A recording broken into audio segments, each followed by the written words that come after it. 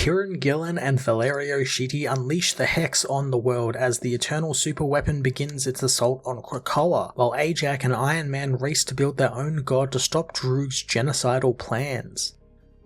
Kieran Gillen continues to wow me with his fantastic Judgement Day storyline that, with only 2 issues in, it makes it known that it's much more than just a war between heroes, as we are taken into the perspective of the Progenitor, the new celestial god Ajak has been bringing to life, and what its views on the world are. I like the dichotomy of the Progenitor's monologuing compared to Machines, which we've seen all through Gillen's Eternal run, with its playful chronicling of the issue's events, but here, Progenitor is much more cold and much more of an observer, which leads to a cool cliffhanger with it deciding to judge every race on Earth equal, and if they don't stack up, it will be death for everyone. It's a cool story development that no doubt will try and bring all of the heroes together to battle this Progenitor, and I'm very much looking forward to seeing Ajak's portion of the story, since her whole life was depending on finding a new god to worship and one worthy of her worship, so her development will be one I can't wait to see.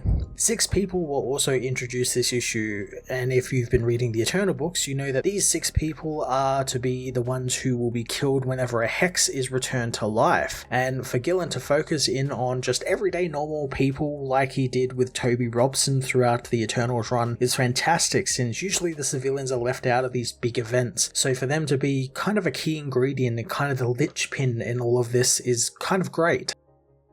Valerio Schiti continues with the whirlwind of amazing, colourful and cinematic artwork that ratchets up the tension really well. I love the Evangelion inspirations for the Hex in full display this issue with them attacking Krakoa, and I like how they fill the role of the angels from Evangelion, and even the Progenitor is much like AV Unit 1 that's undergone the Berserk mode and's kind of got that eye popped out of the side of its helmet and everything. It looks fantastic.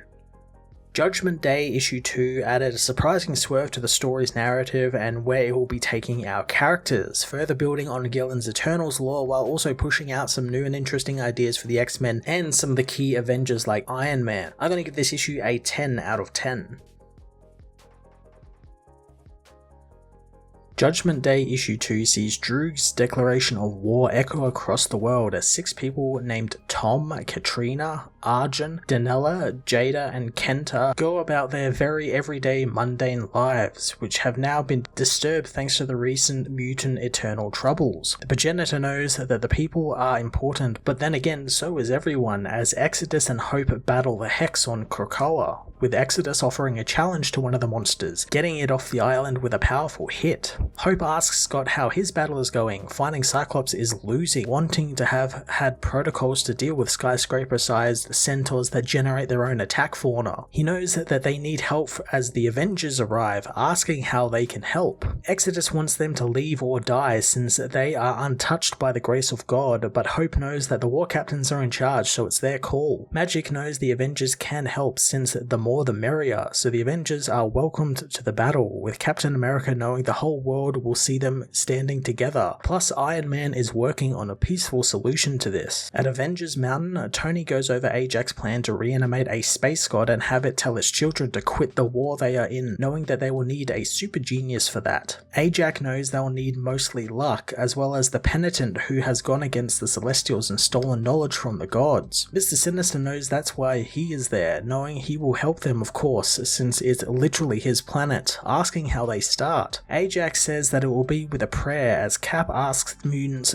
what their mission is, learning from Cyclops that they need to get the non-combatant mutants to the defensive vaults, and the Avengers are to deal with the Hex, while the X-Men secure the resurrection protocols. Cap knows that even now Cyclops is keeping secrets from him, wishing they had told them about the resurrections. Scott asks how could they after everything, as the Avengers and the X-Men team up to take down the flying Hex Thiaka. Underwater, Namor battles one of the Hex as it's blown away by Captain Marvel and Starbrand, angering Namor, who knows he had it beat. Jean knows that its armor is weakening, continuing the fight, but soon she hears cries for help, knowing that they have done some serious damage to the Earth's mantle, and earthquakes and volcano vents and tidal waves are rising up in the Philippines and will cause mass damage everywhere across the world. Cyclops tells Captain America to go and deal with the fallout since it's one less problem for them to deal with. Steve thanks his friend, knowing that the people will see them and how they really are one day as the Avengers leave. Exodus meanwhile thinks the heroes are abandoning them, and Destiny knows that they stand alone, as they always have. Iron Man, Ajak, and their team head around the world to the different sites where the dead Celestials landed years ago, collecting many different parts for them all, such as Arisham's Thumb of Judgement, the Heart of a Dream, parts of the Destroyer armor, all while Cersei gathers Eternals to stand against Druig and Phastos begins assembling the Progenitor, who knows that they will be a god in the Eternals' image. Thanks to Tony recently wielding the power cosmic and piloting a dead Celestial against Null, his body remembers the blueprint of the Celestial nervous system, so he is to become the father of the Progenitor. The mutants meanwhile struggle to keep the Hex at bay, cracking one's armor, but soon learn that the other Hex, Phoebe, is healing its sister's wounds. Exodus thinks this is a good sign since those who live can be killed. He speeds inside the being known as Cyan, unleashing his power as the Progenitor says that Cyan asks for Exodus not to do that. As a huge explosion engulfs the island, killing both Exodus and Cyan, the X-Men celebrate the Hex's death. Kurt hopes that that's what they need to do, as Cyclops tells him that hope is the core of the resurrection protocol and she is secure. Progenitor knows that there are 15 million mutants to bring back, but warriors are prioritized, while inside the pocket dimension, the Hex is also brought back. Exodus is reborn and he is psychically briefed on what has happened since his last life, as Cyan, the Memotar, rises from the earth again. Tom, Katrina, Daniela, Jada, and Kenta meanwhile continue on with their mundane lives, but Arjun falls over dead, having had his life force taken to resurrect the Hex. Phastos meanwhile finishes up on his work on the Progenitor, so Tony asks if they are sure about this, since the Celestials have been quite testy lately. Ajak knows all about the Celestials and she knows the most important part is the soul, and this time they made a god more like them. Sinister wants to press the on button, but Ajak knows his vile touch will not be anywhere near it.